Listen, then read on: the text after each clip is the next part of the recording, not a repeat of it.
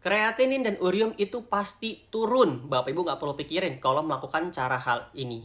Oke, yuk kita bahas. Tapi sebelum itu penting agar konsultasi dulu supaya tepat penanganan dan solusinya. Ya mau konsultasi sama saya silahkan pencet tombol plus yang ada di sini supaya komunikasi kita tidak dibatasi dan saya bisa membahas pesan dari Bapak Ibu. Ya mau saya beri akses untuk program pendampingan ginjal silahkan ketik di kolom komentar saya mau.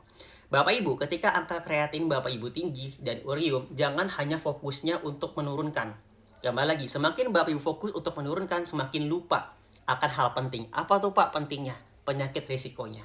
Gulanya masih tinggi, tensinya masih tinggi, kolesterol masih tinggi, asam uratnya masih tinggi. Ini perlu diatur.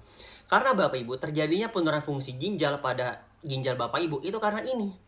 Maka dari itu fokusnya jangan hanya ke kreatinin urium supaya dia turun, tapi juga penyakit risikonya. Kalau kreatin urium Bapak Ibu turun, tapi gulanya masih tinggi, akhirnya apa? Naik lagi. Makanya dipahami ini, bukan kenapa kok kambuhan terus Pak, kok naik terus, kok nggak bisa turun-turun ini. Enggak, karena salah penanganannya. Makanya harus tepat. Lebih tepatnya, kalau mau combo, kreatin urium turun, gula tensi juga turun, atur lagi gaya hidupnya. Pertama, pola pikirnya dulu dibenarkan. Yang kedua, pola makannya.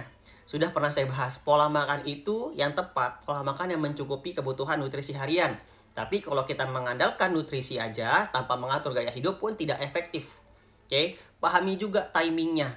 Ada nggak masalah pencernaan seperti asam lambung? Karena itu menjadi pengaruh. Oke, yang ketiga aktivitas fisiknya dan keempat jam tidurnya atau jam istirahatnya pun harus diatur. Kembali lagi semua harus secara menyeluruh, jangan setengah-setengah, terutama bagi Bapak Ibu penderita gula dan tensi darah.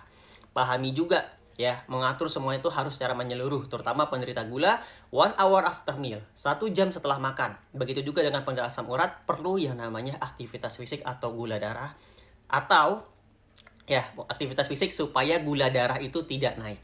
Atau kalau Bapak Ibu tidak bisa melakukan aktivitas fisik, perlu gerak aja. Nggak bisa apa lari, nggak bisa apa olahraga. Ya udah, jalan kaki aja pelan-pelan supaya apa? Gula darah itu tidak naik.